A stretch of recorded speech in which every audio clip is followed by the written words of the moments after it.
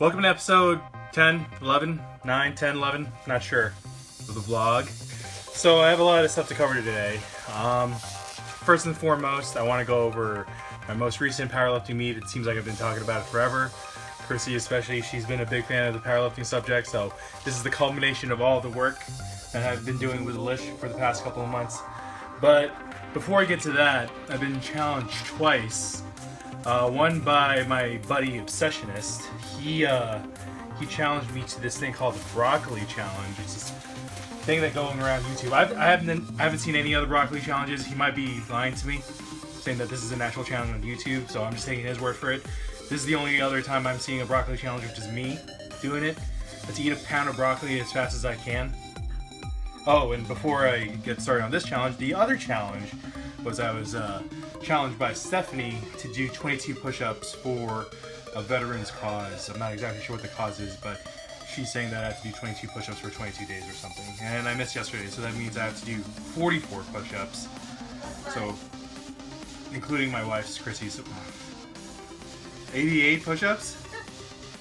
But, so I have a lot of stuff to catch up on today. But first, the broccoli challenge.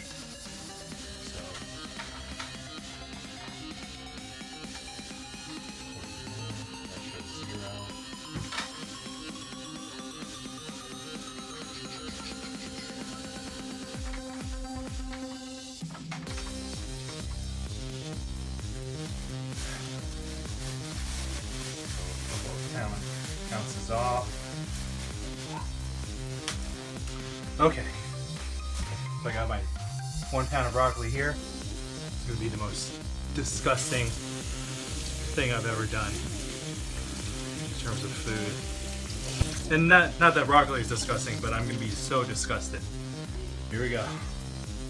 I'm gonna start the timer. Alright.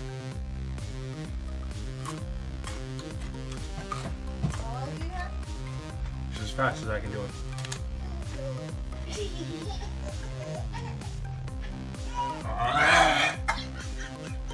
I can't do it. It's so gross.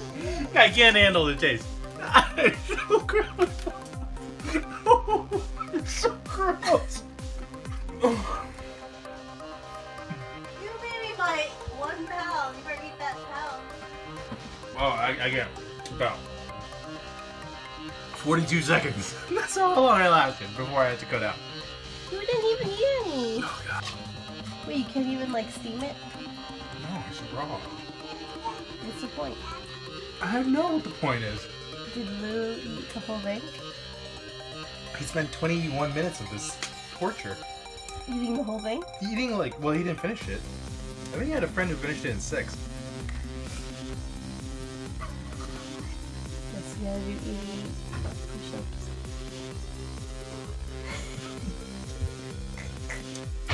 You try.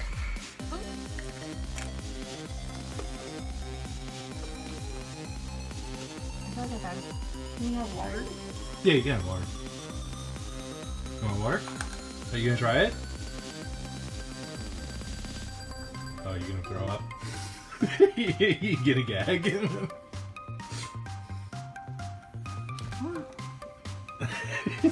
It's gross, right? Alright, that's it. We're done. We're done with this. Screw this challenge. This challenge sucks. Ugh. Uncle Lewis challenged me to the broccoli challenge. She challenged herself to the cookie challenge. The cookie challenge. Alright, for my next challenge, well, still have the taste of broccoli in my mouth.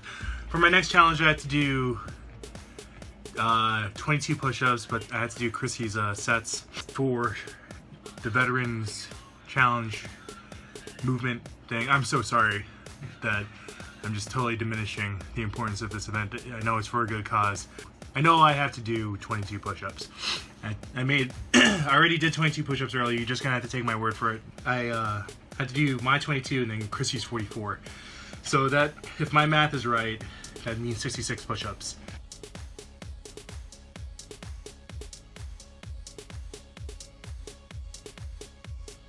Feeling like Timberwolf. Not as aesthetic though, that's for sure.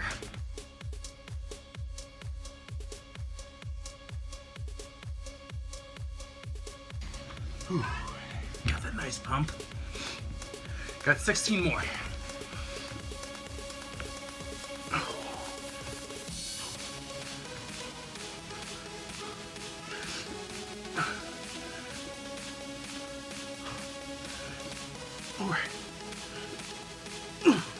Okay, that's it. No more challenges for today. No more.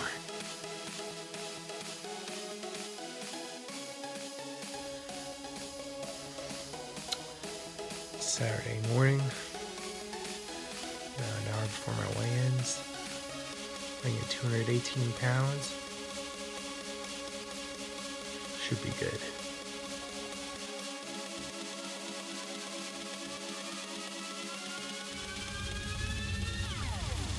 How much did you weigh?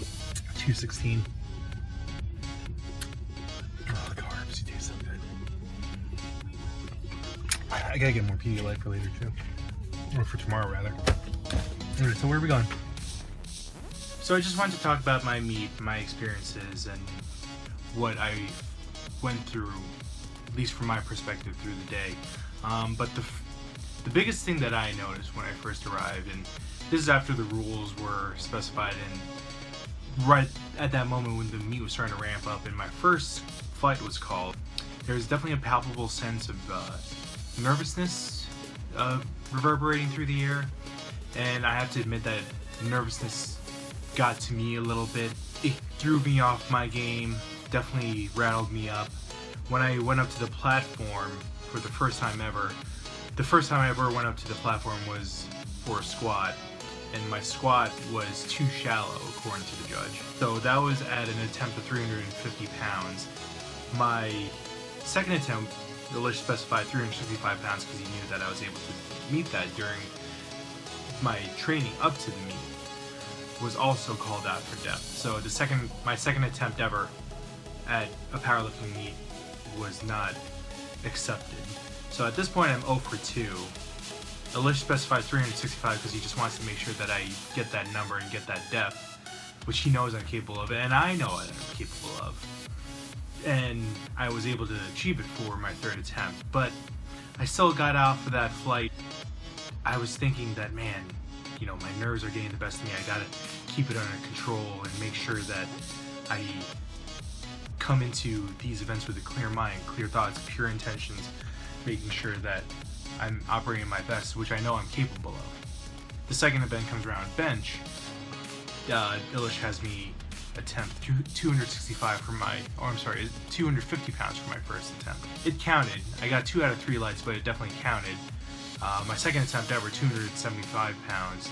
That was a perfect 3 out of 3 lights. I was able to get that counted. It was a PR that I've achieved previously, so I was hoping that I can get 285 for my next attempt. My next and final attempt came around 285 pounds. As you can see from this video here, I was not able to get it. It was at this point in the meet that I was feeling pretty dejected, to be honest. At that point in the meet, I was 3 for 6 attempts, and all of my successful attempts were for weights that I have been able to meet when I was training. By this point in the meet, I was expecting myself to have broken some PRs. From that viewpoint, I was understandably not exactly upset, but there was a disappointment starting to creep in a little bit at that point. But Alish was able to pull me aside and we were able to talk it through. When you are in an environment that you're not used to, you have all these people judging you, you're surrounded by a huge number of people that you're not familiar with, that you do not know, you're going to be thrown off your game a little bit. Past those external factors, you look at the bar, you look at the weight, it's still the same. You run into those weights, you run into the same bar. Well, the bar might be different, but it's still essentially the same setup that I have been running into for the past 3 months that I've been training with Alish. I started to lose sight of that, and him reminding me of that made me realize, hey, it is the same exact thing. Past the weight and past the bar, this is my first powerlifting meet, so it's going to be totally normal for me to be nervous and let the nerves rattle me up a little bit. But what's important, and he specified this, that you have fun. Even for his most advanced lifters, he said that if they are no longer having fun, they might as well just stop, because what's the point of it all if you're not having fun? And it's true, if you're not having fun at these events, then why are you going to waste your time being there? he also made it very clear to me too that, you know, he was there for me. He was there to support me. It's not that I let his program down, which admittedly I was very afraid of too, because, you know, he's such a well-respected coach in the fitness community, and he has a lot of successful athletes training under him. I didn't want to be the first guy to show that, oh my gosh, the Team Freakbeats program doesn't work. No, he didn't make it seem like that at all. He definitely assuaged those fears and made me realize that I already put in the work, and that all I need to do now is just, you know, treat it like any other exercise, because this isn't the end goal. This meet is not the end goal. It's just a stepping stone. It's just another day of training. So he got me out of that funk. You know, he made me realize that, you know, you're here to have fun. You're here to enjoy yourself. You're here to, you know, put your best out there. It's your first meet, so, you know, it was also my first meet, so I shouldn't beat myself up as much as I was. So with a clear head in mind, and just turning my attitude around and getting myself out of that rut that I found myself in, I shook off the cobwebs and approached the final event, which is deadlifts, with a renewed sense of purpose. And I was thinking to myself, you know what, like, you know, whatever, fuck it, I'm just gonna go for it. I'm just gonna go and treat it as if nobody else was there, that I was back in my old gym in Kenilworth, and that I was there just to break these PRs. So for my first attempt of deadlift, 405 pounds, boom, easy, was able to control the weight. For my second attempt, 435 pounds, boom, easy, was able to lift up the weight a little bit faster than the first. So he was asking me at that point, do I want to attempt a 450 pound rep, or do I want to do a 455 pound rep? I told him 455, let's just go for broke, a 15 pound PR. The most I've ever lifted on deadlift was 440 pounds before. So my turn came up, took a nice long whiff of a pneumonia salt capsule, and just ripped that bar off the ground. There's just something so satisfying about lifting up a heavy ass bar in the form of a deadlift movement. It's just a very visceral image that is awesome to portray. And, you know, he was super excited because he didn't think that it would come up with the speed that it came up in. But in terms of technique, I'm going to definitely improve upon my touching, definitely improve upon my bench, and incorporate more pause presses rather than the touch and go presses that I've been admittedly doing. And I'm also just going to, you know, train myself mentally. It's the first time nerves were real, and I want to make sure that it doesn't affect me as much for the next meet, because I had to remind myself that it's just another day of training. It's going to be the same amount of weight, different environment, but the same amount of weight. And, you know, as long as I keep my training in mind, the techniques in mind, the cues in mind, and the self-talk is important as well. As long as I make sure that I tell myself positive things, and, you know, just tell myself that I can do these weights, and it's just like any other day at the gym, that I will be able to achieve what I'm looking for and get the most that I want out of this powerlifting meet. And also, like he said earlier, have fun. You know, this is a fun event, and admittedly, all the guys that were there were very supportive. I did not hear about any trash talking whatsoever, at least from my vantage point. Nobody came up to me and told me I sucked. I didn't feel the need to tell anybody that they sucked, because why would I? You know, everybody's there trying to just prove to themselves that they're the best. So why would you want to bring anybody down in that sort of environment? You know, it's totally unnecessary drama. That's what I think. But it was an awesome first meet overall. You know, I'm really glad to have a coach like Alish pushing me in the proper direction along the way. Also, I want to say thanks to Chrissy for just, you know, letting me devote my time to this, despite the fact that we have Kenzie to raise. You know, she was willing to work with the amount of time that I wanted to spend at the gym in order to be ready for this meet. She even told me that during the squat event, she was crying, or not crying, but she was on the verge of tears for my third attempt, because she knew how much work I put into it, and she was really hoping that I was going to get that last attempt. So, you know, thank you, babe. I love you for all the support that you provided. And also, I want to thank all the fans, friends, but yeah, I mean, they came out to support me. Lewis, he came out to support, despite the fact that he was nearly dead from his hangover. Mike, I know it was a far drive for him, but, you know, I want to thank him for always being there. He was the first one to get me to the advanced deadlifting movement, so I want to, you know, it's only appropriate that he was there for that, for my first meet ever. And I haven't seen her since I graduated Rutgers 9 years ago, and it's just totally awesome that powerlifting can bring us back together again. So it was awesome seeing you again, and thanks for coming out. Jerome and Isa, thank you for coming out. I know powerlifting is not exactly your cup of tea, and I know probably that you wanted to see Chrissy and Kenzie more than you wanted to see me, but thanks for taking the drive out there. And also Jerome, I know that you were feeling pretty crappy that day from allergies or the flu, but thanks for just pulling yourself together and making the trip out to see me out in Newark. Also, thanks for supporting me, guys, and thank you for watching this. And I'm hoping to be in the platform again in November.